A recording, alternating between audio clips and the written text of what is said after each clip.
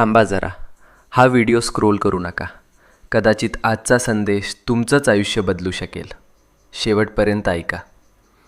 कधीकधी ना आयुष्यात अशी वेळ येते जेव्हा सगळं काही चुकीचं होतंय असं वाटतं. कितीही प्रयत्न करा, कितीही मेहनत करा, तरीही गोष्टी हातातून निसटतात. आणि मग मनात एकच प्रश्न उठतो, हे सगळं माझ्याच बाबतीत का होतंय? आपण हसतो वरवर, पण मनातून तुटलेलो असतो.